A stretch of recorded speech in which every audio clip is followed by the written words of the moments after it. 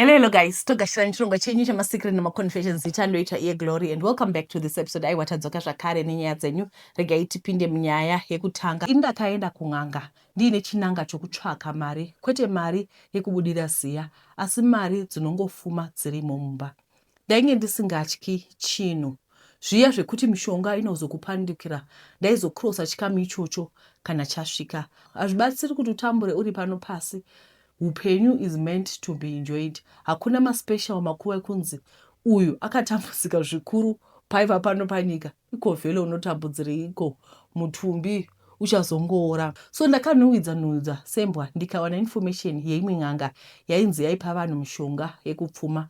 Zvema terms and conditions ndainozozvinzwirawo pamberi. Iyi nyaya iyi handina wandakambonyeurira. Ndaida kuita zvinhu zvangu ndiri ndoga. Dzimwe nzendo unofanira kutaura kana wadzoka, nekuti chandaisada malecture nevanhu vainge vasingazivi pfumvu yandaiona. So ndawana information yandaitsvaka pamwe nemafambiro, ndakasimuka ndakananga kune aizondibatsira kuti ndipfume. Zvechokwadiwo ane muromo harasiki. Ndakabvunza kusvika ndasvika, nemhaka yekuti yaiva first time kusvikako. Distance yawaisiwa nechimudhudhudhu nedistance waizofamba painge pane nyaya hombe. Mutyairi wechimudhudhudhu akangoti uri kuenda apo achinongedzera.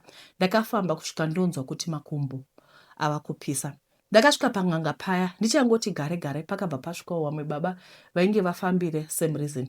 Pan'anga hapabvunzi kuti wavingeika, sekuti tese tinenge tafambira zvinhu zvakasiyana-siyana. N'anga ikazobuda muchiraundi chayo vatete, ini ndaichasa kuona zidhara rine ndebvu upepe. Instead vatete ndakaona chanana chituku chinobuda mukaka pamino. Chana ichi ndivo vaiva sekuru vacho. Ko mwana iyeye aitonzi sekuru. Takapinda mudare, sekuru havana kumbobvunza kuti unodei. Instead mberi kwangu kwakaiswa bemba neivhu. Vakati ndishare chandinoda. Vatete bemba ndakarinyenyeredza. Nekuti kana ndaizonzi ndibhembe vanhu musoro, zvinhu zvangu zvaiva zvishoma. Ndakasarudza ivhu, asi handina kuziva kuti Satani waunoziva ari nane pane angel yausingazivi. Ndaifunga kuti ndainge ndasarudza ivhu ndiri one. Kwatizva vatete ndakawa ndomutswa nen'anga.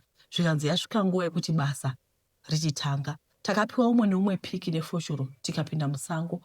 Vatete pairadza kuti nechepadivi pacho painge pachangobva kufushirwa. Hana yangu yakatanga kurova very fast. Ko kana ndikaurayiwa ndikafushigwa ndiri ini. Takataridzwa pekuchera, ende n'anga iyi yakabva yavesa moto. Kwakutotiyeva tichichera gomba rakakura kunge guva remunhu. Ndakambozama kushingira kuchera gomba, asi mhono maoko pamwe nekurwadzwa nemuviri kukandibvunza kuti shamwari, zvauri kuita izvi wataurirana nani? Ndakahenga mabhutsu ndova kuti mweya wangu wakuenda kure. Ndakadzokera kuchimba chiya ndatozviudza kuti zvakona izvi ngazvigare zvekuromba kwacho zvaritori basa. N'anga iya yakazoti ava mangwana kwaedza, akanditi mari ndaizoita, asi yainge iri nothing compared kumari yandaizowana dai ndakapedza kuchera guva. Muguva ndivo maizovigwa nhamo dzangu dzese, nekubuda neivhu repasi randaizobuda naro risina kukanganiswa kana kudii, zvaizondiitira zvakanaka. Ndakashamisika. Uya murume achibuda ari mupenyu akatogeza akanzi aenda. Heya guva rainge risiri rekuurayiwa. Vatete n'anga yakati sezvo ndainge ndasvika panzvimbo handaizobva ndiri maoko ndisina chandakabata, saka paivhu randainge ndasarudza paya ndaifanirwa kuenda kunzvimbo inovigwa vanhu kucemetery, ndoenda paguva chero remunhu wandisingazivi, ndonokora ivhu repo, ndosanganisa neivhu repaguva remunhu wandisingazivi, ndogeza usiku ihwohwo ndakashama kuti bhurunyunu. Vatete ndobva ndasiya zvakadaro ndisacheuka kana kutarisa kumashure. Raiita senge good deal. At least ndainge ndisiri kuteura ropa remunhu, ndiri kungonogeza usiku paguva. Ndakaita zvandakanzi ndiite, asi mushure mechiitiko ichi ndakabva nekunzwisisa kuti sei achinzi mabasa erima. Anenge ari mabasa asina chiedza anoitwa pakati pawo usiku. Maresults vatete handina kunonoka kumaona, nekuti ndakati papera mazuva maviri zvakatanga ndirere ndakanzwa kuti pane chinhu chandabereka kumusana kwangu. Chinhu ichi hauchioni asi unonzwa kuti chiripo. Chandainge ndisina kuziva kuti ritual yandainge ndanzi ndiite kumakuva yaive kumutsa mweya wemunhu akafa, akauya akagara pandiri ndikamubereka. vatete ndinoziva kuti vekumakareke vanogona kuramba kuti hakuna zvakadaro, munhu afa mweya wake haumuki. Asi regai nditaura ndichiti kumushonga zviriko, vanhu vanomutsa vagoshandira munhu, imi muchiti takamufushira kumarinda. Back to my story, zvechokwadiwo mumba mainge mofuma mune mari itsva inoratidza kuti ichangobva mukuburwa. Upenyu hunochinja wani, zviya zvekunzi unofarira mapoti as a snake, kutambura kuya paunoita mari, matest buds ako anosanduka. 2 years ndichiita kutuhwina mari. Asi regai nditaure ndichiti zvinhu zverima vatete hapana chemahara. Kuzvinhu zvaSatani, nothing is for free. Vatete Satani anokupa, anozodawo something in return. Vatete kumhuri kwedu vanhu vakatanga kudonha 1 senhunzi dzasprayiwa Baygon gore negore kunotoita nhamo chete. Hama dzaona kuti zvanetsa, kwakadaniwa umwe tsika mutanda anonzi Booster. So ini ndaingoti kugadzirisawo zvinonetsa zvemusha, handina kuziva kuti ndichanonangwa kuti ndini ndainge ndapedza vanhu nezvandainge ndamutsa nezvandainge ndakakatana nazvo. Vatete Booster haana kumboti pamutondo pamusasa. Booster akandinanga ferere akati ndini ndainge ndapedza vanhu. Booster akauya akandifemba, ndikanzwa voice rechikadzi rotaura pana Booster, aiti anga haka here mweya wemunhu waiva pandiri. Vatete inzwi rakataura, hanzi handiendi ndega, handiti wakandimutsa pandaiva ndakazvizororera uchiti ndikutsvakire mari. Nhasi zvaipa papi, upenyu hwangu hunotsiviwa neropa. Ndakazobva ipapo ndichivanga 2 bed nekuti ndainge ndoposherwa nematombo nehama dzangu vachinditi ndaiva muroyi, ndaida kuvapedza vachifema. Handina munhu woukama wandakaroya ini, ndakangoendawo kunogezwa kumakova. Ndipo njere dzangu padzakati ibengenyu, ndikaona zvandainge ndaita. Nanhasi hama dzangu hadzini kundiona, mweya wandakamutsa uya uri kunditsoma. Kun'anga ndakambodzokera, vakati vane no return no refunds police. Vatete ndakazviona kuti ndakazvicheka nebanga rakagomarara, woti kurwadziwa, woti tetanus zvakare. Ndogara ndiri 1 nemweya wandakamutsa, handingati tiri 2. Yeah, this is very strange. Very strange. Ipo pamunenge muchienda kumakuva unenge uchiti uri kumboita sei? Ngatidzidzei kuhla kubata zvinhu zvatinenge tisina kujaira vedu wei. Alright, regai tipinde munyaya inotevera. Makasembere vatete, please hide ID. Ini ndaiva negomba rangu remari, asi hapana chaibuda. Raita kunge rakaroiwa. Kana kufungira kuti richabuda chinhu, ndakabva ndaendawo kun'anga. Ndikati ndinoda kuti gomba rangu riite mashura, riburitse mari svinu, ndiite mari, ndiitewo bhosida. Ndakapiwa mushoka ndikanzi ndinocheka gumbo kana ruoko, ropa rinenge rabuda ndosanganisa nemushonga, ndosiya rodonhera mugomba, ndosiya zvakadaro. Asi condition iyi yaive kuti pagomba paisafanira kusvika munhu akuvara kana ari kubuda ropa. Madhiri akatanga kufaya, gomba rakatanga kudzora vatete, zvekuti pasina nguva ndainge ndatovawo nemari ine mvuri. Vatete ndakatengawo mota, ndakazoitawo chimbenembe changu nekufarisa ndokukoshwa kuti ndainge ndanzi ndisaenda nemunhu anobuda ropa pagomba. Mugoona kuti musikana uyu akatondiudza kuti yainge iri red robot. Ndikati bebe hande ndokuratidza kubasa kwangu ini mbune. Ndakazozvifunga ndatobvako kuti maiwe ndabaiza big time. Gomba rakatanga kungobuda mvura yandisingazivi kuti yaibvepi. Kana gomba rine mvura harishandiki. Ndingangoti kana pasi pari panyoro vatete, basa riri rechikorokoza mawanda. Apa rangu gomba rega ndiro raizara mvura, mamwe akaoma kuti papata. Ndakadzokera kun'anga yekuti ndizvicheke, ikati ropa for ropa. Kuti mvura iyi idzike ndinofanira kuuraya munhu, ndokanda imomo. Zviri kundiremera, apa mari ndoidawo sei? Ndiri kufunga kuisa banga girlfriend ndowisira mumvura, hakuna nomutsvaga. Ndagara ndakamuona achitamba mubhawa. Kaizi panyika pane vanhu vanofunga vasingahli. Munoziva kuti zvinhu izvi patete tichizviverenga zvinoita kunge seje. You remember panyaya yaBrian yaya, hatizivi kuti mukomana waya akauraya Brian akazodini, yacho yakangonyaragwa pamwe haisati yadzoka kukoti kuti iri kufamba sei. But madays wayaBrian, pane vanhu vakawanda vaitumira message, ndoda kuromba ndirombe sei. Ndikati iwe uri serious zvauda kuita svika hazvina kana basa. Ndikati unozonzi uraya munhu svika ndongoshinga. vazhinji vanhu who are willing to do these things, but patinoverenga zvinhu zvoita sekuti isusu tiri kuadvertisa kuti guys rombai, asi tichitokuudzai kuti guys zvinhu izvi zvinotyisa, regai kuzviita. Handizivi kuti makaita sei musingawe kuhla. Anyway, regai hedu tipinde munyaya inotevera. Makadi itete ndiri musikana nemakore 13. Nyaya yangu inondirwadza. I'm not even proud of it, but ndangoti nditaure nyaya yangu, maybe it might help someone out there. Ndakakura mumhuri yaive yekutambura tete zvekuti vanhu pavaida kupa example yepoverty vainongedza isusu. Mumhuri medu takanga takazvarwa tiri 2 vasikana tichigara mutown. Handizotauri hangu zita retown racho nekuti vanhu vanogona kundiziva. Mukugara kwedu mutown, it's not like taive nemari, asi nyaya kuti yakanga iri imba yevabereki vababa vangu vakanga vashaya. Baba vangu ndivo vaive mwana ega mamavo, saka ndivo vakasiyirwa imba yacho. Yakanga iri 2 rooms imba iyi, isina hayo kunyanya kukura. Kuchikoro taienda hedu, asi taisava nezvinhu zvakakwana. Even mari yefees it was hard kuti ibhadhare. Mukufamba kwenguva handina kuzokwanisa kupedza chikoro nenyaya yemari. Upenyu hwakanga hwaoma. Ndaishaya mari yekutenga mapads tete ndichishandisawo madhende. It was really hard for me. I tried kutsvaka mabasa, but zvakanga zvichiramba kusina mabasa acho, until one day I decided to do zvinhu zvandisiri proud of kusvika nanhasi. Ndakasangana navo vasikana and they became my friends, zvekuti dzimwe nguva ndivo vaitombondipa mari yekutenga mapads nemafuta ekuzora kuti ndionekere. Saka vasikana ava vakabva vandiratidza nzira yekuti ndiwane mari yangu nekukurumidza. At first ndakaramba nekuti ndaizvidza kuti ini chero zvikaoma sei I'll never do it, but situation yekumba kwedu got worse. Of course rent taisabhadhara, asi chikafu panga pasina. Vabereki vangu vaisaita basa rinopa mari zvekudaro. Baba vaitoita zvekufamba vachitengesa nechingoro, amai vakanga vane chimusika pamba. So in safest born I felt like I had to do something. My little sister aitotarisira kwandiri, so one day I decided to join shamwari dzangu dziya. Ndikabva ndaudza vabereki vangu kuti ndawana basa, so ndenge ndichigara ikoko. Vabereki vangu vaisaziva kuti ndakunoita basa rei. Ndakabva ndaenda paya, so taigara mune imwe imba so neshamwari dzangu, takanga tiri 6. The thing is, ndisati ndatanga basa ri, shamwari dzangu dzakandiudza kuti we to go kun'anga kuti tinopiwa mushonga wekukwezva makastoma.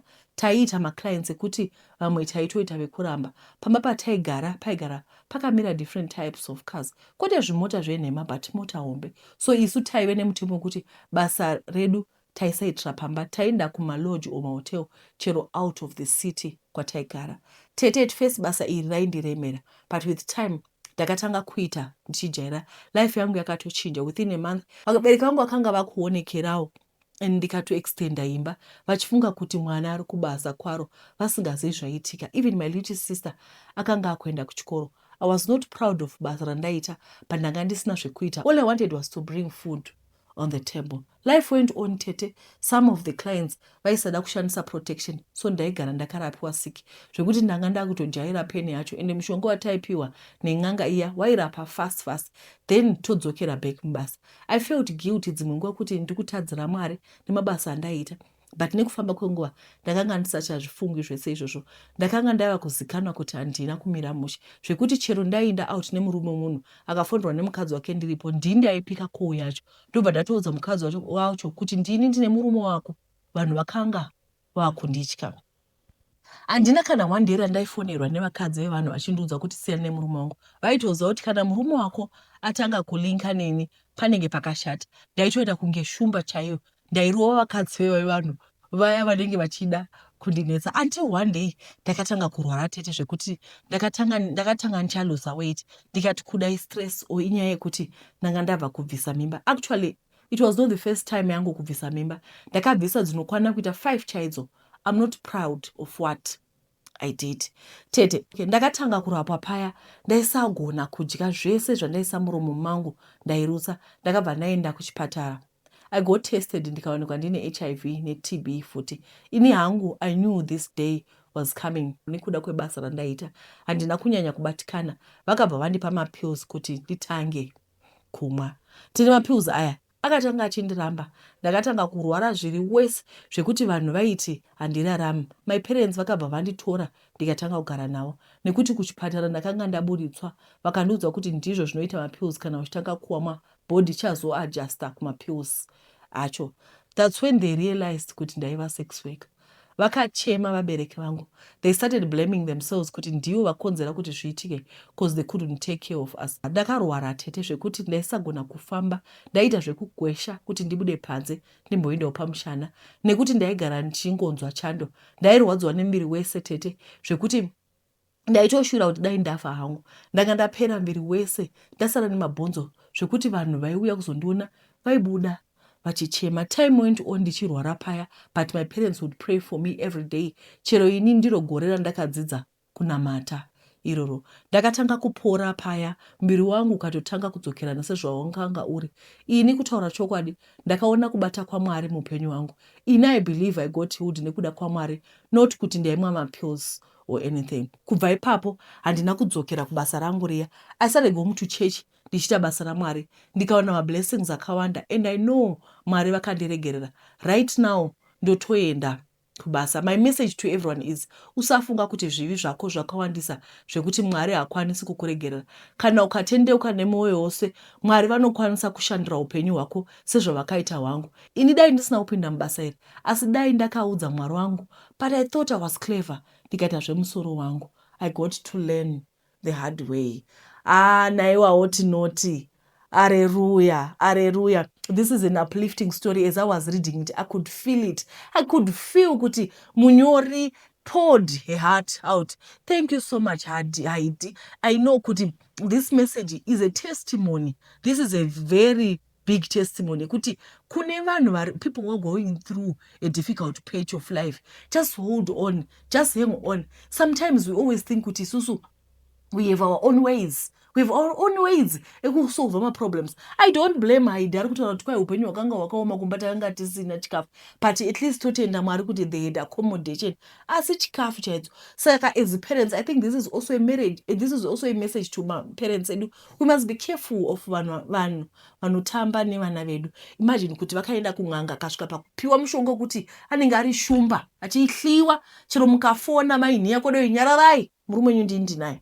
Do you see kuti munhu ari kubva kuextent iyi achienda kuextreme extent? Shoko raJehovha rotaura kuti kunyangwe zvivi zvako zvakatsvuka seropa ndichazvichenura sechi. Ndiudzei.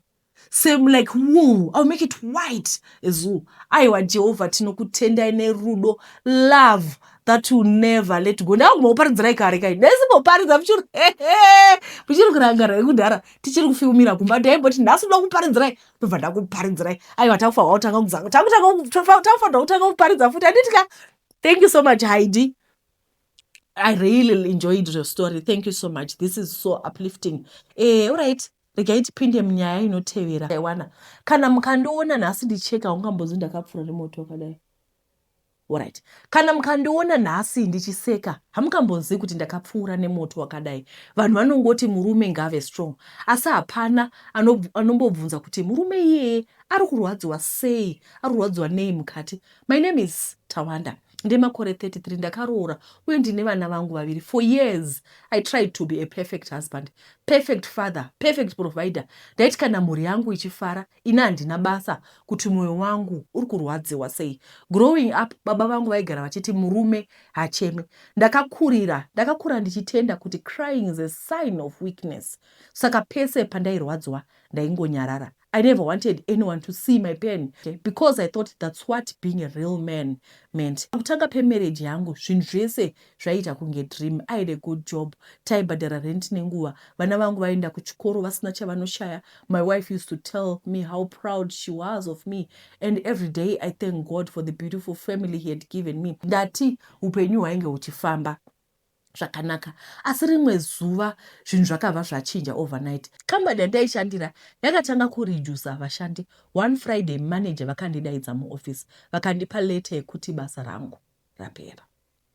Ndakagara ipapo for some minutes akati kuti ndingotarisa bepa riya. My ears became numb. Ndakanga ndisachanzwa zvavaitaura. Pandakabuda muoffice ndakanga ndisingazivi kuti ndonanga kupi. Ndakafamba mumastreets eHarare for hours hoping kuti pamwe ndaizomuka ndozoona kuti it was a dream. Asi handina kumuka. I was facing reality. Pandakasvika kumba mudzimai wangu akabva aona kuti something was wrong. Akandibvunza what was wrong. Ndakangomupawo tsamba iya. Akanyarara kwechinguva akandimbundira akati don't worry. God will make a way. Mashoko ake akandipa hope. Uye ndakazvipira kuti handisi kuzorega kutsvaga rimwe basa.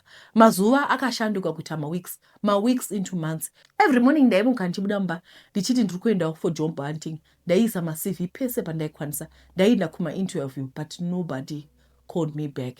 Every time phone yangu payairira, hanai yangu yairova ndichifunga kuti pamwe ndawana basa. Mari yakatanga kupera zvekuti chero rent takanga tisachagoni kubhadhara. Magetsi aisvika pakupera nekuti takanga tisina mari yekutenga. Fridge yedu yakatanga kusara isina chinhu. Pane mazuva ataingodya sadza nemuriwo chete. Uye dzimwe nguva vana vangu vaiti dedi ko nyama tichadya rini. Mubvunzo iwowo waitsemura mwoyo wangu, asi ndaingonyemwerera ndichiti soon vana vangu musatya. Zvishoma nezvishoma mudzimai wangu akatanga kushanduka. Pakutanga aindinyaradza, asi pressure payakawedzera mashoko ake akatanga kundirwadza. Every small argument ended with the same painful sentence. Unozviti uri murume sei usingakwanisi kuchengeta mhuri. Handina kumbomupindura. I simply kept quiet because deep inside I was already blaming myself. Vanhu vekumusha vakatanga kutaura. Shamwari dzikandisiya. Nobody visited me anymore. Nobody called to ask how I was coping. Every person who met me only wanted to know one thing. Wawana basa here? Hapana akambobvunza kuti uri kunzwa sei.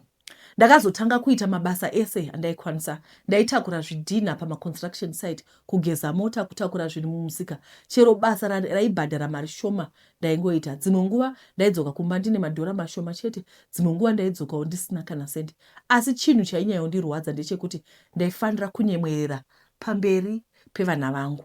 Handina kuda kuti vaone kuti baba vavo vainge vane zvinovanetsa. Ndaiti ndisikaonawo masikati, asi usiku ndairara ndakasvinura ndine zvakawanda zvaindinetsa mupfungwa dzangu. Dzimwe nguva I would lock myself mubathroom, ndovhara door, ndogara pasi, ndochema. Not because I was weak, but because I was exhausted. Ndakanga ndaneta nekunyepedzera kuti zvinhu zvese zvakanaka. Ndakanga ndaneta nekutakura mutoro wese ndiri one. Pane imwe nguva ndakatanga kufunga kuti pamwe mhuri yangu ingafara ndisipo. Asi ndakazobva ndazviona kuti kufa was not the option. Ndaingoda kuti ndione zvekuita kuti life yangu ichinje. Ndakaziva kuti ndaida rubatsiro kwete kupera kweupenyu hwangu. One day after church vamwe sekuru vakandibata ruoko vakati, mwanangu uri kunyemwerera nemuromo asi maziso ako ari kuchema. Chii chiri kunetsa? Handina kuzokwanisa kuzvibata. Ndakachema semwana mudiki for the first time in years. Someone listened to me without judging. Vakandiudza kuti murume hasi machine. Murume munhu ane ma-emotions, ane ma-fears, uye ane nguva dzaanotadza. Vakandikurudzira kuti ndisatambura ndega uye ndivhure mwoyo kune vanhu vandinovimba navo. Slowly zvinhu zvakatanga kuchinja. Ndakaona rimwe basa rakanga risingabhadhari serandainge ndinaro, but it was enough to start rebuilding my life. More importantly, ndakaziva kuti strength haisi yekuvanza misodzi. Real strength is having the courage to admit that you need help. Nhasi ndichiri kusangana nematambudziko, asi handichawatakuri ndega. Kana ndichirwadziwa ndinotaura. Kana ndichinetsekana ndinonamata. Ndinoziva kuti kukumbira rubatsiro haubvisi urume huri pandiri. Kana uri murume ari kuteerera nyaya yangu nhasi, ndoda kukuudza chinhu chimwe chete. It's okay not to be okay. Usafira mukati wakanyarara. Taura nemunhu waunotrasta. Ramba muchinamata uye musarasikirwa netariro. Murume ane mwoyo. Murume anorwadziwawo. Murume anochemawo. Asi murume anogonawo kusimuka zvakare ovaka upenyu hwake.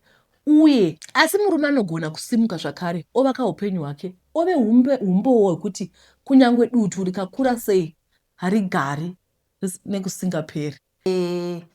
Nyaya yekunzanzi it's okay for men to cry, I think itazvinzwira tose. This is a message kuna nababa, it's okay to cry.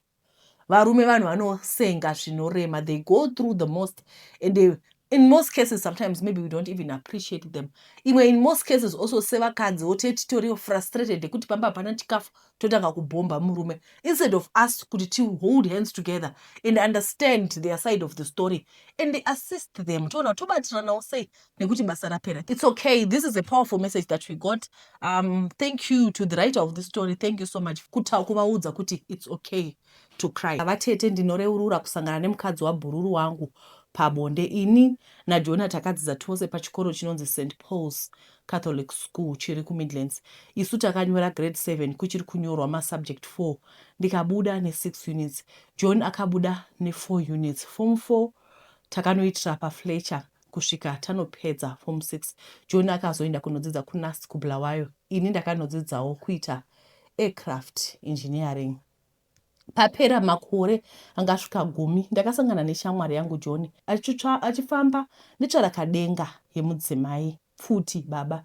John akandintrodusa kumukadzi wake akati ndiuye kumba kwake ndizoonawo mhuri yake. Vatete John ainge abudirira, ainge ajuma chigemu chekuAfghanistan achibvisa zvimbambaira, nokudaro mari ainge ari matombo. Mari yaisava dambudziko kwaari. So nguva yandakasangana naye ainge auya ku6 weeks holiday zomboona mhuri yake. Sevanhu vainge vava nemakore anopfuura 10 tisingaonani, taida kuita catch up vatete. Makore ose anga ati wandei.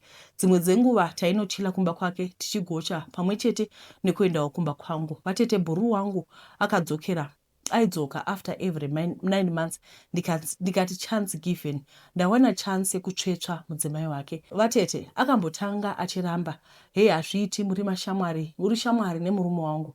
Akazobvuma hake mukadzi wachona, tikatanga kukururana hembe, asi handina kuziva kuti shamwari yangu yainge yakagadzira mudzimai wake.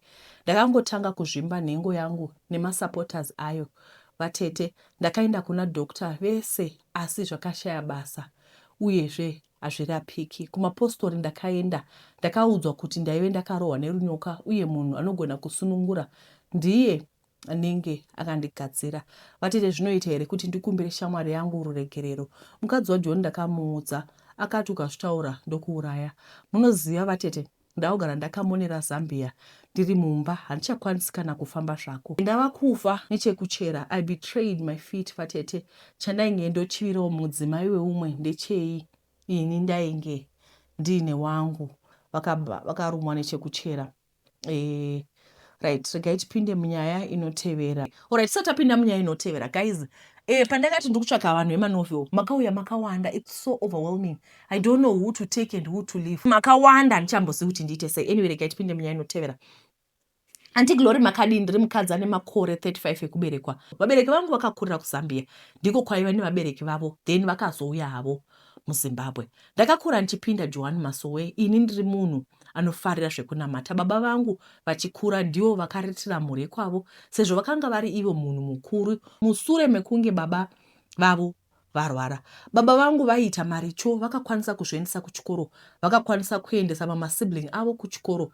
Vaiva munhu anga akasimba, vachiita body building, vaiseka nevanhu, but vaiti kana vatsamwa hapana aimira.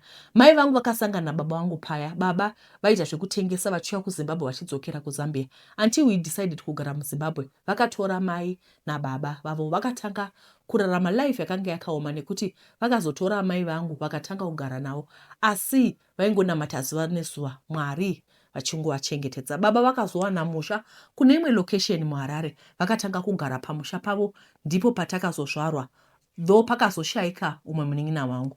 Baba vangu vakanga vari munhu ari strict, vakanga vane tough love, asi mai vangu vairarama life yairwadza nekuda kwemasiblings ababa vangu. Mama vangu vakaroorwa vane 16 years, vari mwana mudiki.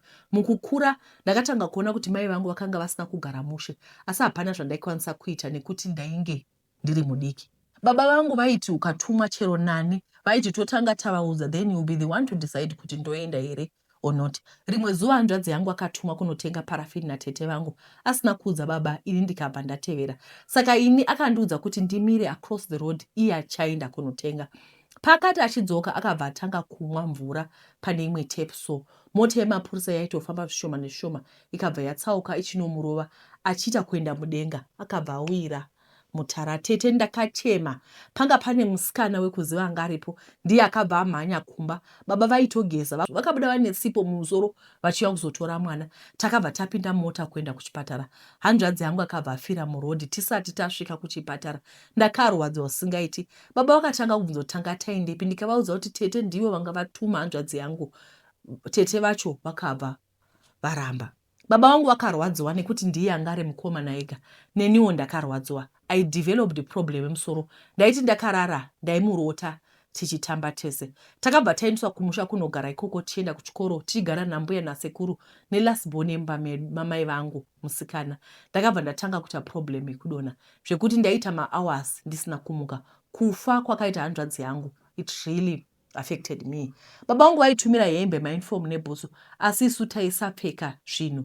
Mainini vangu vaitoti kumurisa vopfeka izvo zvitsva isu topfeka zvisharo. So mainini vai vakabva vatanga kutiitisa bonde tiri vakadzi vega kusvika tazobatwa nevamwe sisi vavo vakabva vaudza mai vavo isu tikatukwa. Rimwe zuva takasiya tanyora tsamba tikabva tapinda murodhi kudzokera kumba kwedu nemunin'ina wangu nekuti kurarama kwacho kwakanga kwakaoma. Tikabva tasangana nevamwe mai vekuchechi vakabvunza kuti muri kuendepi, tikavaudza. So mai vaya vakabva vatitora vakaenda nesu kumba kwavo vakabika tii tikamwa. Vakabva vatuma nhume kumba kwambuya vangu. Tikauya tikatorwa, hatina kurohwa. Sekuru vangu vanga vatomhanya kumba kwedu kunoudza baba vangu kuti vatitore nekuti naivo vaitoona situation kuti yakanga isina kumira mushe. Takabva tatorwa nababa vangu tikadzokera kumba kwedu. Mbuya vangu vaigara vachitituka ende vachituka baba vangu, asi sekuru vaida zvekuti mukwasha wavo sezvo akanga apedza korora kusvika vada kuvapa umwe mukadzi wechi2 anga ari mwana wamaigoro. Chechi yedu yakanga isina basa nebarika. Mbuya vangu vakaramba vachitya kuti magorosari aisazouya. Vakabva vati mainini vangu vaite mukadzi wechi2 munin'ina wamama. Mainini ava vakaita mwana musikana havana kumbogara nekuda kwekushungurudzwa nana tete vakabva vaenda. Amai vangu vaitombodzingwa pamba natete vachirohwa nekuti baba vakanga vasingagari pamba nekuda kwebasa ravo. Vaiti vakarohwa voenda kumba vachiti vanoturirawo nhamo dzavo kuna mai vavo asi vaibva vatanga kutukwa. Mbuya vangu vaisada amai vangu ameno kuti nemhaka yei. Vana tete vangu ava vasingagariki navo zvekuti baba vangu vakabva vatenga imwe stand vakabva pamba paya. Even pakaroora bamunini vangu vaingoshungurudza muroora uya futi. Mbuya vangu mai vababa hazvina kuvabata mushe kuti baba vangu vakunogara kure navo. Vakabva vakumbira baba vangu kuti vadzokezve. Vakabva vavapa nzvimbo yekuti vavake pedyo. Saka tata kugara paya taibika tega enda mai vangu vaibika vopakurira vamwene vavo. Pakabva paitwa suggestion nekuti tiende tinogara nambuya sevazukuru. Tikabva taendazve. So waiti ukaita mistake votanga kutuka mai vangu kuti ndivo vanotidzidzisa. Vakatanga kuti mai vangu muroyi ndiye vaikonzera kuti vana tete vasagare zvakanaka mumamarriage avo. Vaive vakavenga mai vangu zvekuti. Mbuya vangu vakazorohwa nemumwe murume so ndichavati vajaravani. Saka mbuya vakanga vave nechirwere cheasima. Sezvo vainge vari munhu ainamatira vanhu vakanga vane zvirwere, vaiti vakahakira chirwere vaibva vanamata chobva pari. So vakabva vahakira asima iya vakaedza kuzvinamatira kuti ibve pari asi zvikara. Vakatanga kurarama neasima iya vachigara neinhela yavo. So vajaravani vaida mwana. So mbuya vakabva vavaudza kuti vachavatsvakira mumukadzi achavaitira mwana. So every time ndakarara paive nemunhu aiuya obva atanga kundibata achindikisa. Zvaindinetsa pekutanga hapana wandakaudza. Kuchechi kwedu taienda kwekuti taitariswa umhandara ende kwainzi munhu anenge akubisa umhandara ndiye anokuroora. Vaiti kuti vana vasikana vakurumidze kuroorwa vachiri mhandara asi baba vangu vaisada zvese izvi vaida kuti tidzidze first. Pamba paitomboya madhara vachida kutitora asi baba vaisada. Ndaiva munhu akakurumidza kuita bhodhi yanga yakaumbika nekuti ndiri munhu mupfupi. So rimwe zuva ndiri kuperiod ndakanzwa munhu achindibata bata achindikisa akabva apinza ruoko kuzasi apa ndiri kuperiod. Ndakabva ndavabata ruoko ndikashedzera. Vajaravani vakabva vatiza vachienda kubedroom kwavo vakatanga kunyepedzera kubvunza kuti chii. Ndikadaidza vasikana vandairara navo ndikavaudza kuti sekuru ava ndivo vazviita. Vese vakanga vachizviitwawo sezvandaitwa nasekuru ivavo. Saka ndakabva ndaenda kumba ndikaudza baba vangu. Vakaudza mai vavo vakabva vatanga kupopota mbuya vangu vachiramba. Vaitofunga kuti baba vangu vaisada murume wavo. Nyaya yakabva yatsikwa-tsikwa. Baba vakabva vatitora tikadzokera kumba. Indakanga ndiri mwana akadzikama zvekuti asi munin'ina wangu akanga asingadzwi. So mukufamba kwenguva pakabva pauya mumwe murume aigara pedyo nesu akanga ane vana vake vasikana 2 nevakomana 2. So akasvika akawirana nababa vangu vakaita shamwari. Isu tikabva tashamwaridzana nevana vaya. Ini ndakashamwaridzana nemukuru ndichamuti Dadiso. Munin'ina wangu nemudiki ndichamuti Pamela. Takatanga kuenda kuchikoro. tese. Saka dadiso akanga ane musikanzwa ende achigara achimira pamakona nevakomana. Isu taiudzwa kuti ukamira nemukomana chaiva chihure kwatiri. So indainzi ndakapusa nekuti ndaisaita zvese zvaita zvekuita zvevakomana. Inini I was 14, iye she was 17. Akabva anditsvakira shamwari yake akanga ari windi wemakombi kuti ndidanane naye. Saka rimwe zuva akabva uya manheru kuzondiona ane zvinhu zvimanice zvakanga andivigira. Akazondibhowa paka ndibata-bata, ndikabva ndaona kunge chatova chihure, ndikabva ndatosiyana naye ipapo. Shamwari yangu akabva anditsvakira umwe futi mukomana, tikabva tatanga kudanana paya. So ndichamuti po akanga ari munhu aribo asingaiti zviya zvekuda kundibata-bata. So pamba pedu pakanga pane gym, sezvo baba vangu vaiva bodybuilder ende vaifarira zve-wrestling. So paiuya vakomana vakawanda. Saka there was this guy anga akanaka ndichamuti Tanaka. Aingogara achinditarira, so akabva atuma mwana watete vangu kuti andiudze kuti anondida. Apa indanga ndabvuma umwe mukomana anga ari shamwari yemukomana munin'ina wangu ndichamuti John plus Paul futi. So mwana watete vangu akabva audza mukomana uya kuti achinje gym nekuti pamba pedu aigona kuurayiwa nababa vangu. Mwana watete vangu akabva andinyengerera kuti tisangane mukomana kumba kwake nekuti aigara ega. Apa indakanga ndine vamwe vakomana 2. So ndakaenda paya. Ameno akaudza John kuti ndaenda kumba kwemvesi. John akabva auya pakaita noise. Akabva tondiramba achiti ndaimuurira. Ndikabva ndadzokera kumba kwedu. Rimwe day Tanaka akabva auya zvekuzondiona achiti akuda kunondiratidza tete vake. Tikabva taenda paya, takasvika kune mwana watete vacho akabva abuda achinotenga madrinks. So akasiya kiya panze apa, ini ndanga ndisingazivi. Tanaka akabva andibata chibharo. Ndakarwadziwa tete. Ndakasvika kumba ndikagara 4 days ndisingaendi kuchikoro ndichinyeba kuti ndiri kunzwa musoro. Apa ini ndichiteerera pain yangu. Handina wandakaudza kuti ndabatwa chibharo. Rimwe zuva dadiso akashayikirwa namai vake. So baba vangu akati tende tinobata maoko tokurumudza kudzoka. Tikabva tanonoka. So ini ndakatanga kusvika pamba apa. Ndanga ndanonoka kudzoka nechekare. Ndakarohwa zvekuti ndakaita 2 weeks ndisingagoni kufamba. Apa ndaisaziva kuti ndine nhumbu.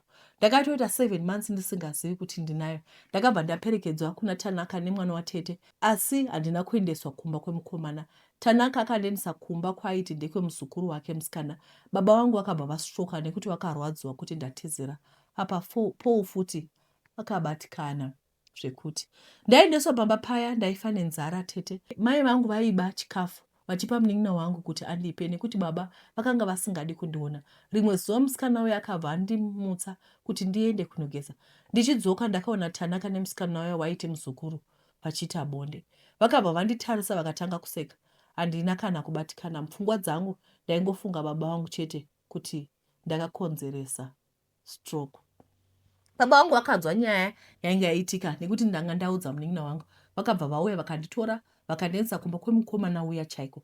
Baba vangu vaitoda kusungisa Tanaka, asi hama dzake vakakumbira kuti asasungwe. Vakabva vabhadhara damage. Tete ndakanzwa nenzara pamba apa kusvika pakuonda.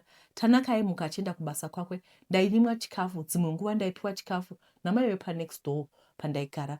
Apa murume akanga ane musikana waidana naye wekuchechi kwavo aitouya pamba achindiudza kuti ndikazvara mwana wangu anobva ndobva ndaenda nekuti iwo vaida kuchata. Ndakabva ndaudzwa kuchipatara kuti ndozvara neoperation nekuti ndakanga ndakapfupika ende hanzi mabhonzo angu hawapfuriki. Ndikaudza vamweni vangu vakati inhema unosvara zvakanaka tokunamatira. Mimba yakasvika pakurwadza ndiri ndega. Ndikabva ndatora bhegi ndichinanarira kuenda kuchipatara nekuti ndakanga ndiri ndega pamba. Ndakabva ndasangana naumwe baba nemukadzi wavo vakandinzwira tsitsi vakandiperekedza kuchipatara. Ndakasvika ndichiudzwa kuti ndofanira kuitwa operation. Ndikabva ndaita operation paya ndikapona mwana mukomana. Ende hapana akauya kuzondiona even muridzi wenhumbu kunze kwaba munini vangu munin'ina waTanaka. Pane vamwe mai vaiona mararamiro angu vakabva vandiudza kuti vanoda kunditsvakira basa. Saka ndaifanira kusiya mwana wangu kuti ndiende kubasa. Ndakabva ndasiya mwana wangu ndikaenda kubasa. I worked for 3 months. Then ndikabva ndadzoka kumba kuti ndinotora mwana wangu. So tete hanzvadzi yemurume vakabva vatora mwana wangu nekuti ndanga ndatiza ndikasiya mwana ini. Ndakabva ndadzokera kumba kwedu. So ndaiti ndikaenda kunoona mwana wangu ndaiudzwa kuti hapo akaenda kuSouth Africa natete. Baba wemwana wangu akabva varoora musikana wavo uya. Tete akataka kushungurudzwa sezvandaimboitiwa apa ndiye anga akuchengeta mwana wangu. Akabva auya achindiudza zvese zvaiitwa mwana. Akabva akumbira chikafu chekuti ape mwana nekuti paisasiyiwa chikafu. Ndakabva ndazoudzwa nambuya wangu kuti nditore mwana wangu. Tete ndakarwadziwa, mwana wangu anga akaita kwashi. Ndikabva ndatanga kunzi ndimupe salt and sugar solution, akatanga kuzvimba muviri kuratidza kuti anga asina mvura mumuviri. Ndikatanga kumupa chikafu chiri healthy, ameno munhu akanotaura kuti mwana achinja asimba vakabva vatevera vachiti vakuda mwana. Nyaya yacho ikanetsa zvekuti ndakabva ndavapa mwana. Ndikabva ndatanga kufambira nyaya yekuti ndipiwe custody yemwana wangu. Ndakabva ndaenda ndichiti nditevere kunoona mwana wangu kuti agere zvakanaka here. Vakabva vatanga nyaya yavo yekuti hapo atorwa natete vake. Ndakabva ndadzokera kumba kwedu after 6 pakabva pasvika vanhu vachiti vauya nebadza. Ndikabva ndabuda panze, so ndakazonzwa ndoshedzwa zvichinzi mwana wangu ashayika. Handina kuzvinzwisisa, ndakazviramba. Takabva tagadzira kuti tiende kumba kwacho. Tichisvika zvikanzi mukadzi watanaka akanga ari muchipatara, akanga amwa poison. So zvakaitika akabika porridge akabva aisa poison. Akasiya poto iya akanga abika. Baba vemwana vakabva vangobikirawo musemu poto iyoyo porridge rekupa mwana. Mwana akabva afa. Ndakarwadzwa kuti ivo vairamba nemwana wangu kusvika azofa. Ndakazvibvunza mibvunzo yakawanda asi hapana akapindura. Mukadzi uyu akazopora. Ndikabva ndamubvunza kuti chii chakaitika. Akabva angoti ndakanga ndaona kuti life yacho haisi kuraramika. Akabva andikumbira uregero, ndikamuregerera. Ndanga ndisina chigumbu naye. So murume uyu haana kumbozobvira aita mwana zvakare kubva pakafa mwana wangu. Maybe yakanga iri kama. I did not expect such an ending. I did not expect such an ending. Madzimai, kune avo vateerera nyaya yeshoko kupedzisira. Madzimai, I need you to know kuti hapana chinokunda rudo rwaamai. I did not expect this. Mwana ari safe say. How do you take... Okay, Heidi, I'm sorry that you lost your child. Ngatisabvumirai kuti mwana wako, usabvumira kuti mwana wako anoraiswa nemumwe mukadzi kuna baba. Nobody cares for those children. Regai ndikuudze. Even zvichiramba mwana chaicho mwana wako iwe ukamutora ukamupa sisi vako, zvichiramba ipapo pekuti ukatora mwana wako ukamupa hama yako mwana anoabhuswa. What more a stepmother? I know, you guys sorry zvenyu. Because muchati isusu tiri mastepmother tiri vanhu right. God bless you kana muri vanhu right. Asi majority of cases, there's negligence. Iwe kada kuzviuraya, chii mwakapoison yako? Ko vana vanopinda papi? Ende mona ati nyaya iyi kumusoro kwandandiverenga kwako chingonzi ndakanogara pamba paya ndainyimwa chikafu. Kanti pandiudzai kauchi yekunyima vanhu chikafu munozvigona sei? How do you leave munhu pamba asina kana mari yechingwa asina kana chikafu? Kasi mudzimba mamutengeri magroceries here. You don't buy groceries ekuti todyawo chikafu, pane cooking oil, pane upfu kana vanhu vane nzara vanobika. What's wrong with us? Hai, ngatiregei kunyima vanhu chikafu. Handiti? Ngatiregei. What an episode. Nokutendeni kuna chirongwa kwamaita. Mwari akuitirai zvakanaka, tichadzoka zvakare muzuva ramangwana. Bye bye.